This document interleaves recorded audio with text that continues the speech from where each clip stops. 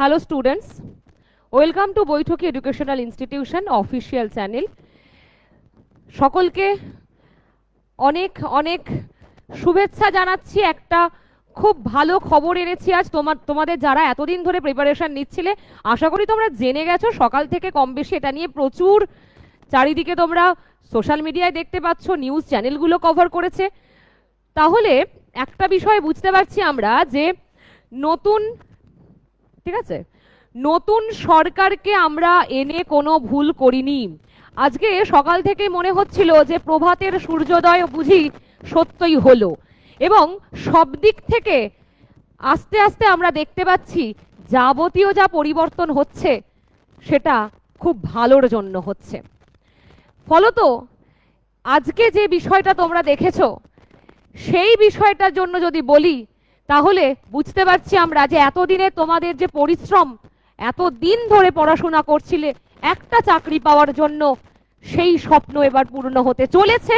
এবং আরো কেন বলছি, কারণ দুর্নীতিটার আগের মতো হবে না, কারচুপিটা আগের মতো হবে না, জালিয়াতিটা আগের মতো হবে না। সুতরাং পরিশ্রমের মূল্য এবার তোমরা পাবে। যে যোগ্য, যে সত্যই মেধা তার যার আছে, সে প্রকৃত অর্থেই চাকরিটা পাবে। আশা করি তোমরাও আমার সাথে সহমত হবে। দেখো, খুব কম সংখ্যক ছেলেমেয়েরা থাকে যারা শর্টকাট খোঁজে।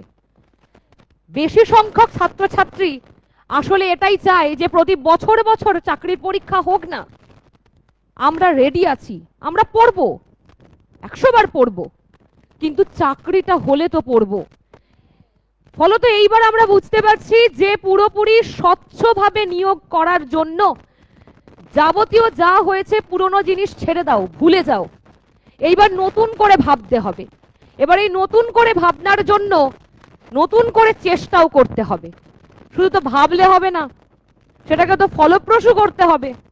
তাই ভাবনার সঙ্গে সঙ্গে সেটাকে ফলপ্রসূ কি করে করবে, অবশ্যই ভাবনার সঙ্গে প্রচেষ্টা এবং প্রকৃতভাবে তোমাদের প্রিপারেশনটা নিতে হবে। তাই তো যারা আমাকে দেখছো তারা একটা কমেন্ট করে জানাও যে আমাকে শুনতে পাচ্ছ কিনা, আমাকে শুনতে পাচ্ছ কিনা তারা কমেন্ট করে জানাও। আর তোমরাও আমার সাথে সহমত কিনা অবশ্যই জানাবে, তোমরাও আমার সাথে সহমত কিনা অবশ্যই জানাবে।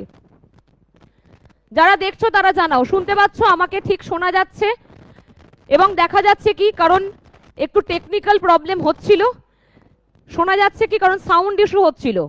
জানাও যারা দেখছো।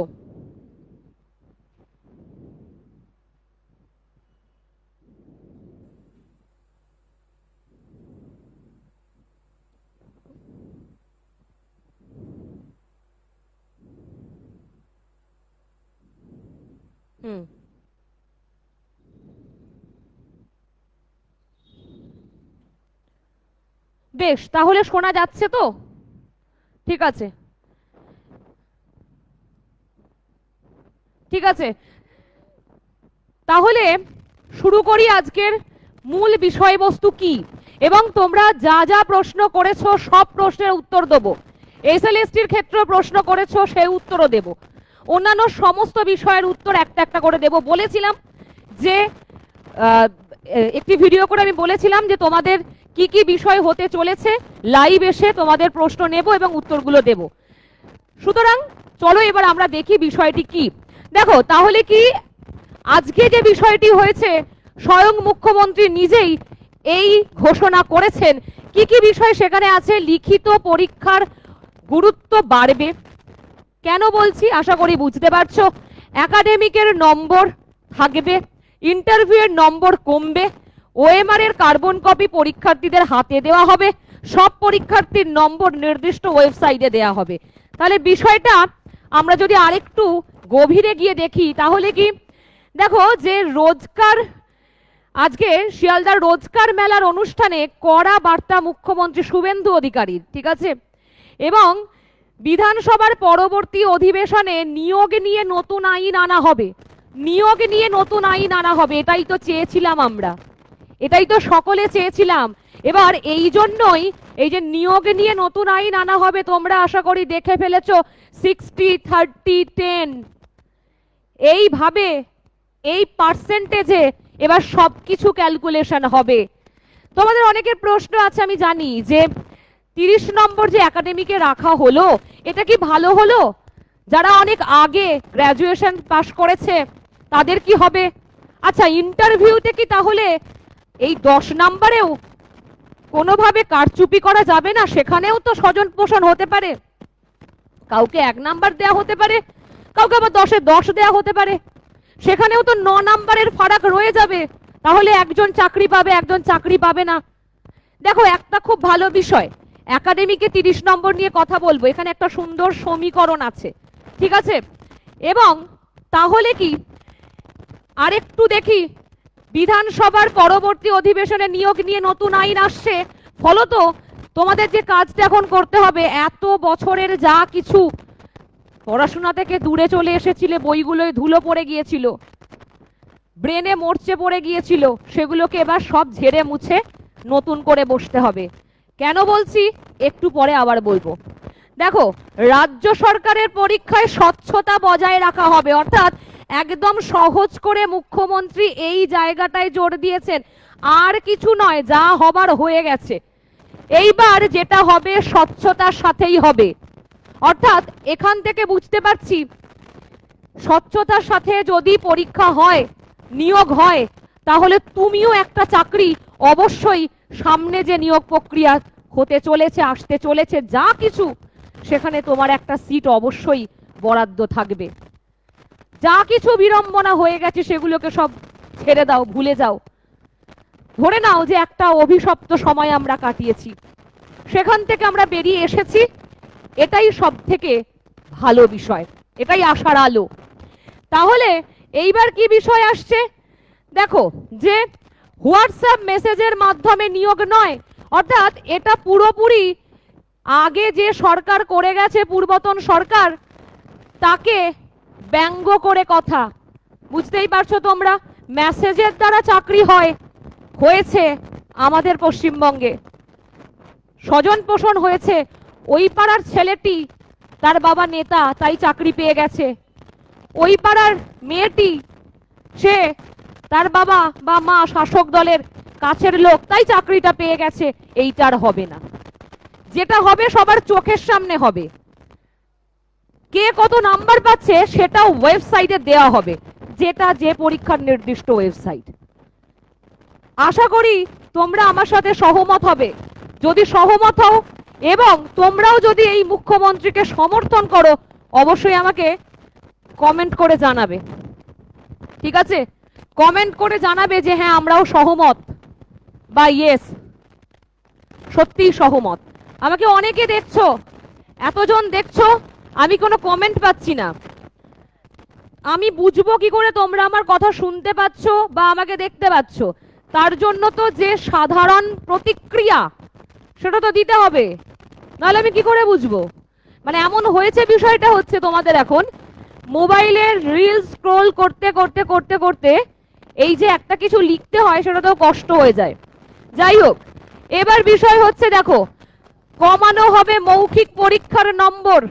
মৌখিক পরীক্ষা অর্থাৎ ইন্টারভিউয়ের নম্বর কমানো হবে। এক্ষেত্রে যারা প্রশ্ন করছিলে, ম্যাডাম, যে সমস্ত পরীক্ষাগুলোর ইন্টারভিউ হয়নি, সেক্ষেত্রেও কি এইটি প্রযোজ্য হবে? তোমরা আমাকে এসএলএসটি নিয়ে প্রশ্ন করেছিলে যে 9-10 তো এখনো পরীক্ষা ইন্টারভিউ হয়নি, তাহলে এইটি কি 9-10 ক্ষেত্রে হতে চলেছে? উত্তর দেব একটু পরে, আর একটু দেখে নাও, তারপর আসছি উত্তরে। সকলের প্রশ্ন নেব, উত্তর দেব। দেওয়া হবে পরীক্ষার্থীদের উত্তরপত্রের কার্বন কপি, ঠিক আছে? তাহলে কার্বন কপি দেয়া হবে, মানে আমরা বুঝতে পারছি যে এবার জালিয়াতিটা কোনোভাবেই করা যাবে না, ঠিক আছে? তাহলে কার্বন কপিটা দেয়া হবে। কার্বন কপিটা থাকলে তুমি যে কোনো মুহূর্তে যদি কিছু হয়, তুমি সোজা কোর্টে গিয়ে কেসটা করতে পারবে যে এইভাবে জিনিসটা হয়েছে। ওএমআর যদি নাও পাওয়া যায়, কার্বন কপিটা থাকবে। ফলত এটা খুব ভালো একটা পদক্ষেপ। আরো ভালো পদক্ষেপ পরবর্তীতে যদি সেটাও গ্রহণ করা যায়, যেরকম ওএমআর শিটের মাধ্যমে না করে যদি একেবারে সিবিটি করে দেয়া হয়, আরো ভালো হতে পারে। সেক্ষেত্রে অবশ্য যে সংস্থা এই কাজটা করবে তাকে আবার ঠিকঠাক হতে হয়, না হলে ওই যে একই সমস্যা। যদি এনটি এর মতো হয় তাহলে নিট কি হচ্ছে বা হলো প্রত্যেকে জানো। তারপর আসি 30 নম্বর শিক্ষাগত যোগ্যতায়, 60 নম্বর লিখিত পরীক্ষায় এবং বাকি 10 নম্বর থাকবে ইন্টারভিউ এর জন্য। ফলত এইটা 100 নাম্বার ধরে করা হয়েছে। এবার যেই পরীক্ষায় যেমন হয় সেই অনুযায়ী ওয়েটেজ হবে, যেই পরীক্ষা যেমন সেই অনুযায়ী ওয়েটেজ হবে। শতাংশ 60, 30, 10। এবার তোমাদের প্রশ্ন যে অভিজ্ঞতার নম্বরটা কি তাহলে আর কেউই পাবে না? এখানে তো অভিজ্ঞতার বিষয়, যেহেতু মুখ্যমন্ত্রী এটা এইভাবে ভেঙে দিয়েছেন, তাহলে অভিজ্ঞতার নাম্বার একেবারেই উঠে যাবে। যেমন কলেজ সার্ভিস কমিশনে এক্সপিরিয়েন্সের নাম্বার আছে, আপার প্রাইমারিতে নাম্বার আছে, তো এইভাবে যে সমস্ত পরীক্ষাগুলোয় নাম্বার আছে এক্সপিরিয়েন্সের, সেটা কি একেবারেই উঠে যাবে নাকি সেটা থাকবে? এটাও একটা বিষয়, আসবো সেটাতেও। তারপরে কি, তারপরে আমরা দেখি যে সমস্ত পরীক্ষাগুলোর শূন্যপদ কি বাড়তে চলেছে, বাড়লেও মোটামুটি কত বাড়তে পারে, প্রশ্ন প্যাটার্ন কেমন হতে পারে, সিলেবাসে কি কি পরিবর্তন হতে পারে, অভিজ্ঞতার নম্বর কি বাদ যাবে, একাডেমিকে 30 নম্বর রাখাটা কতটা সঠিক হলো, ইন্টারভিউয়ে 10 নম্বর রাখাটা কতটা ঠিক। এই যে প্রত্যেকটা প্রশ্ন, এগুলো তোমাদেরই করা। আমাকে অনেকে বলেছো 30 নম্বর একাডেমিকে রাখাটা একদম ঠিক হয়নি, একদমই ঠিক হয়নি বলেছো। তাহলে এইটা আমি উত্তর দেব, সবকটার উত্তরই দেব। তাহলে বুঝতে পারছি আমাদের শূন্যপদ বাড়বে। কেন বাড়বে? যদি বলি টিচিং এর দিক থেকেও, আবার যদি বলি কম্পিটিটিভ যে সমস্ত পরীক্ষাগুলো হয় সেক্ষেত্রেও। কারণ সমস্ত আমরা দেখতে পাচ্ছি রাজ্যের সমস্ত স্তরেই পরিবর্তন আসছে, শিক্ষা ব্যবস্থার ক্ষেত্রে তো অভূতপূর্ব পরিবর্তন আসছে। সুতরাং স্বাভাবিকভাবেই যদি বছর বছর পরীক্ষা হয়, তাহলে শূন্য পদ যেরকম তৈরি হবে সেই অনুযায়ী ক্যান্ডিডেট থাকবে, অসুবিধা নেই কিছুতে। অর্থাৎ শূন্য পদ আমাদের অবশ্যই বাড়বে। যে সরকার আগে যেরকম পূর্বের সরকার করে গেছে, শূন্য পদ কত থাকতো নিজের মতো যা কিছু করা, পাশাপাশি 100 পয়েন্ট রোস্টারকে সেটাকেও ম্যানিপুলেট করা, সেটাকেও না মেনে চলা, যার যেখানে যেভাবে ইচ্ছা চাকরি দেওয়া হয়েছে, ক্যাটেগরি মেনে ঠিকঠাক মেনে হয়নি। এই নিয়ে এখনো পুলিশ কনস্টেবলের মামলা ঝুলে আছে, নিয়োগ হচ্ছে না। এই যে সমস্যাগুলো করে রেখে গেছে, এগুলো সমাধানটা হবে, শূন্যপদ অবশ্যই বাড়বে। ঠিক আছে, এবার তোমরা কি প্রিপারেশন নিচ্ছ সেটা আমাকে জানাও, সেই অনুযায়ী শূন্যপদ বলবো। আচ্ছা, প্রশ্ন প্যাটার্ন কেমন হতে পারে? দেখো, একটা কথা খুব সত্য, যে সমস্ত পরীক্ষাগুলো এখন সামনে আসতে চলেছে, যদি সেগুলো হিসেবে ধরে নি, আপার প্রাইমারি টেট আসতে চলেছে, প্রাইমারি টেটও হবে, পাশাপাশি এসএলএসটি, পিএসসির অ্যাসিস্ট্যান্ট মাস্টার্স মিস্ট্রেস আসতে চলেছে, টিচিং এর ক্ষেত্রে বলছি এগুলো। বাকি তো এমনি যদি অন্যভাবে দেখি যে কম্পিটিটিভের ক্ষেত্রে গ্রাম পঞ্চায়েত আসতে চলেছে, তারপর রেল, পুলিশ, তার সাথে মিসলেনিয়াস আসছে। ফলত এই যে প্রত্যেকটা পরীক্ষায় পিএসসির অনেক অনেক পরীক্ষায় বা হচ্ছে ডব্লিউবিসিএস আছে, এগুলো সবই যে পরীক্ষা আসতে চলেছে, যেগুলো টিচিং এর ক্ষেত্রে সত্যই আগে যে এসএলএসটি যেমন হয়েছে এই 2025-এ যেটা হলো, তার থেকে তো স্বাভাবিকভাবেই প্রশ্ন প্যাটার্ন স্ট্যান্ডার্ড হবেই, এটা তো বোঝাই যাচ্ছে। এবং এখন যেহেতু একটা বিষয় যে রাজ্যে এবং কেন্দ্রে সরকার একই, ফলত কি একটা স্ট্যান্ডার্ড, মানে অর্থাৎ সেন্ট্রালের মতোই একটা স্ট্যান্ডার্ড মেনটেন করার চেষ্টা চলবে। বলছি না একদিনেই পুরোপুরি হয়ে যাবে, তবে আগে যে সমস্ত পরীক্ষা হয়েছে তার তুলনায় এবার প্রশ্ন স্ট্যান্ডার্ড হবে। তার জন্য বেশি করে পড়তে হবে, আগে থেকে প্রিপারেশন নিতে হবে, কারণ কম্পিটিশনটা এখন অনেক বেশি হবে। 5 বছর বয়সের সীমাটা বাড়িয়ে দেওয়া হয়েছে, 5 বছর বয়সের সীমাটা বাড়িয়ে দেওয়া হয়েছে, মানে একটা খুব ভালো প্রবাদ আছে, খেয়াল করে রাখতে হবে, কম্পিটিশন কিন্তু সহজ হবে না যারা যে প্রিপারেশন নিচ্ছ। কারণ হচ্ছে যে কি, এই যে কি প্রবাদ আছে, পুরনো চাল ভাতে বাড়ে। কারণ যারা বেশ কিছু আগে, অনেক দিন আগে গ্রাজুয়েশন কমপ্লিট করেছেন, অনেকটা বয়স হয়ে গেছে, তাদের সাথে কিন্তু কম্পিটিশন খুব একটা সহজ হবে না, এটা মাথায় রাখতে হবে। এটা মাথায় রেখে তোমাকে সেই অনুযায়ী প্রিপারেশন নিতে হবে। যারা টিচিং লাইনে আছো, যারা 1 বছর বা 2 বছর বা 3 বছর আগে বিএড করেছো, তাদের খুবই কঠিন পরিস্থিতি আসবে। তাই আগে থেকে পড়াশোনাটা করতে হবে, এটা কিন্তু খেয়াল রাখতে হবে। এবং পাশাপাশি যদি এটাও বলি, সমস্ত চাকরির ক্ষেত্রে প্রিপারেশন যে আগে নেয় তার সিটটাই আগে থাকে। প্রিপারেশন যে আগে নেয়, সঠিকভাবে নেয়, তার নামটাই লিস্টে সবার আগে থাকে। এটাই হয়ে আসে সব জায়গাতেই তাই। যে যত বেশি পরিশ্রম করে, আর শুধু পরিশ্রম নয়, যে স্ট্র্যাটেজিক্যালি পরিশ্রম করে এবং স্মার্ট ওয়েতে পরিশ্রম করে, তার নামটাই জলজল করে লিস্টে। শুধু একদম মুখ গুজে পড়ে গেলে হবে না। আজকালকার দিন আলাদা হয়ে গেছে, কম্পিটিশন প্রচুর হয়ে গেছে। সুতরাং সেই অনুযায়ী আমাদেরকে এগোতে হবে। তাহলে কি এবার সিলেবাসে কি পরিবর্তন হতে পারে? দেখো, সিলেবাসের ক্ষেত্রে একটা বিষয়, কিছু কিছু সিলেবাসের ক্ষেত্রে কিন্তু পরিবর্তন আসতে পারে। তবে হ্যাঁ, এমন নয় যে একেবারে প্রচুর পরিবর্তন হয়ে যাবে। যেমন তোমরা বারবার জিজ্ঞেস করছিলে, ম্যাডাম এসএলএসটি তে সিলেবাসে কি চেঞ্জ হতে পারে? সামনের যে এসএলএসটি আসতে চলেছে, থার্ড এসএলএসটি, দেখো সত্য একটা বিষয়, এই সমস্ত পরীক্ষাগুলোর ক্ষেত্রে যদি আমরা দেখি, অল্প যদি কিছু পরিবর্তন হয়ও সেটা খুব যৎ সামান্য হবে। অল্প কিছু এদিক ওদিক পরিবর্তন হতে পারে, কিন্তু খুব বেশি পরিবর্তন হবে না, খুব বেশি পরিবর্তন হয় না। যেমন তোমরা যদি খেয়াল করো যে নেট পরীক্ষার ক্ষেত্রে যখন সিলেবাস চেঞ্জ হয়েছিল, টেক্সটগুলো কিছু কিছু জিনিস পরিবর্তন করা হয়েছিল। এই রকমই অল্প কিছু পরিবর্তন হতে পারে। যেমন আপার প্রাইমারি এগুলোর যে সমস্ত পেডাগজিক্যাল জায়গা, সেগুলো তো পরিবর্তন হওয়ার জায়গা নেই। ফলত এই সিলেবাসের চেঞ্জ হবে ভেবে এখন থেকে পড়বো না, এটা কিন্তু অজুহাত দেওয়া।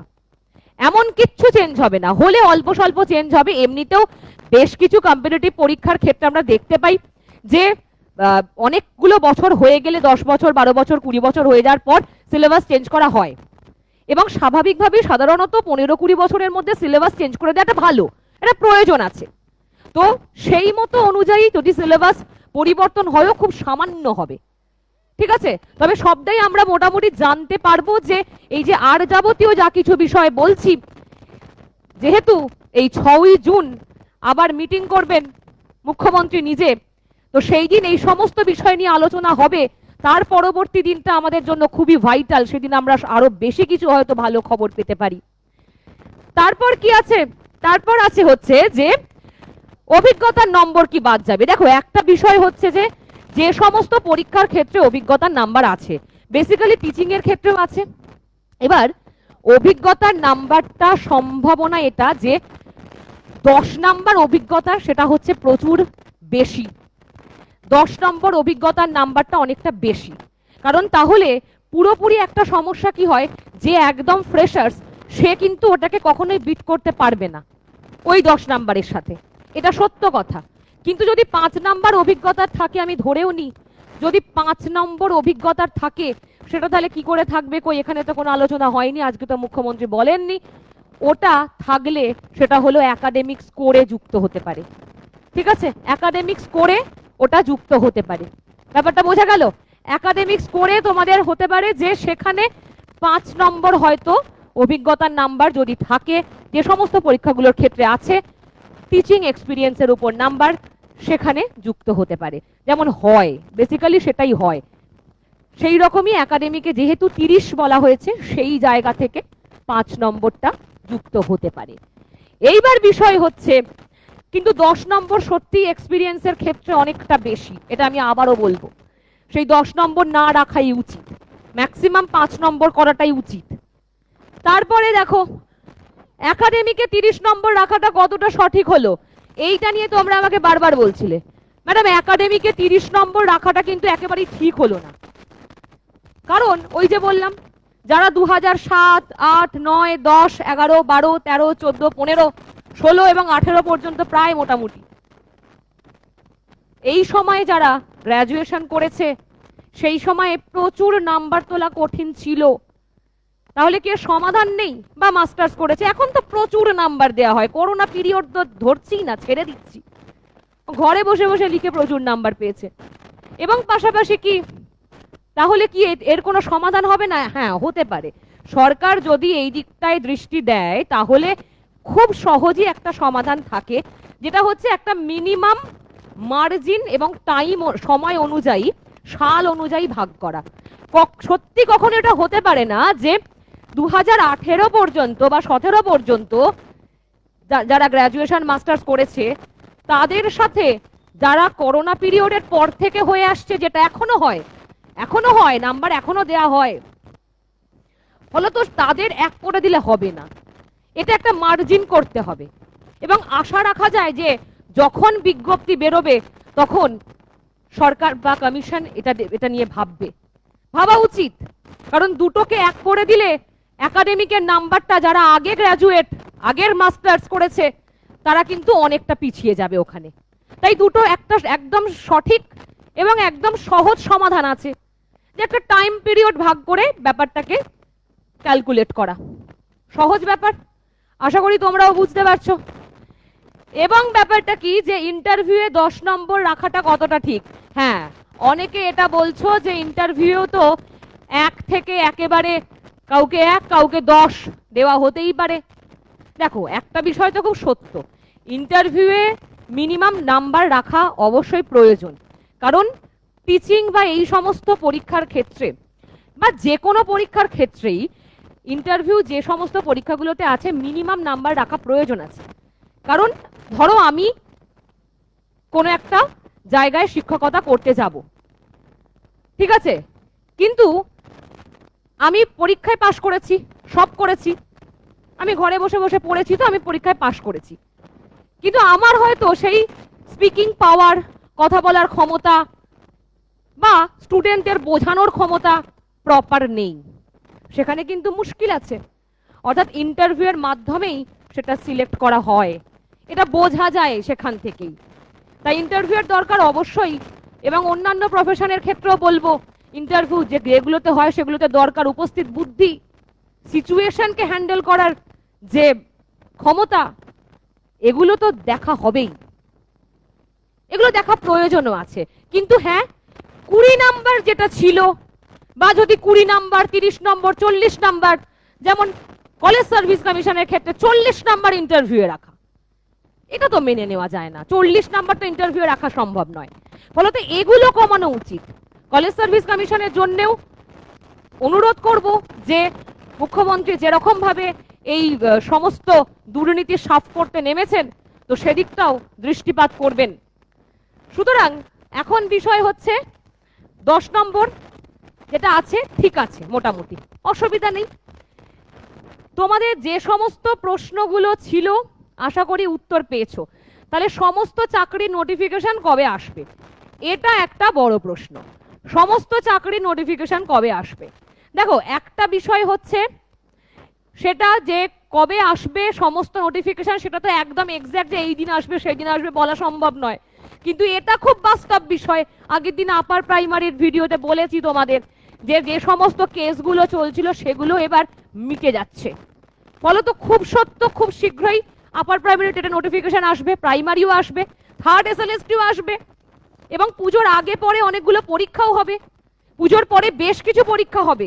এটার জন্য তৈরি থাকো, ঠিক আছে, এটার জন্য তৈরি থাকো, প্রিপারেশন নাও। বাকি তাহলে মোটামুটি যেগুলো বলার সেগুলো বললাম। কম্পিটিশন বেশি হবে, 5 বছরের বয়সসীমা যেহেতু বেড়েছে, এবং আর কোনো রকম শর্টকাট করতে পারবে না। সুতরাং যে বুদ্ধিমান হবে আজ থেকেই তৈরি হও। তোমাদের যদি কোনো প্রশ্ন থাকে বলো, নাহলে আশা করি বিষয়টা বুঝতে পেরেছো। এইবার কিন্তু নিজেদের পুরো দমে শুরু করতে হবে, ঠিক আছে, পুরো দমে শুরু করতে হবে।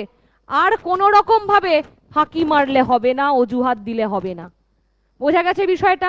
আর যাদের, হ্যাঁ, একটা বিষয়ে উত্তর আমি দিতে ভুলে গেছি, যারা এসএলএসটির ক্ষেত্রে বারবার জিজ্ঞেস করছিলে, এসএলএসটির বিষয়টা হচ্ছে যে এই যে নতুন এসএলএসটি যেটা আসতে চলেছে সেক্ষেত্রেই কিন্তু এই যে নিয়ম, অর্থাৎ এই যে 100 নম্বরের যে নাম্বার ডিস্ট্রিবিউশন হয় সেটা সেই নতুন নিয়মে লাগু হবে। পূর্বে যা কিছু হয়েছে সেগুলোর মধ্যে কিছু হবে না। এবং যারা বলছিলে যে ইন্টারভিউ এখনো হয়নি, তাহলে কি ইন্টারভিউ 10 নম্বর থাকবে? ওটা আগের গেজেট, আগের বিজ্ঞপ্তি অনুযায়ী চলছে, তাহলে তো আবার 11-12-এ যে সমস্ত শিক্ষকরা এখন অলরেডি মেডিকেল ভেরিফিকেশন চলছে তারাও বলবে যে আমাদেরও তাহলে 10 নম্বরের করতে হবে ইত্যাদি, ফলে তার সম্ভব নয়, ওই জায়গাটা কোনোভাবেই কিছু হবে না, বুঝতেই পারছো। এবার যা কিছু হবে সব কিছু নতুন যা কিছু নোটিফিকেশন আসবে সেখান থেকে লাগু হবে। ক্লিয়ার? ওকে, আশা করি সবটা তোমাদেরকে বোঝাতে পেরেছি। এরপর যদি কিছু প্রশ্ন থাকে কমেন্ট করে জানাবে, অথবা নিচে যে নাম্বার যাচ্ছে সেখানে ফোন করে জিজ্ঞেস করতে পারো, আমাদের টিম তোমাদের রিপ্লাই করে দেবে। সকলে ভালো থেকো, দেখা হবে আবার অন্য কোনো ভিডিওতে। চলো, গুড নাইট।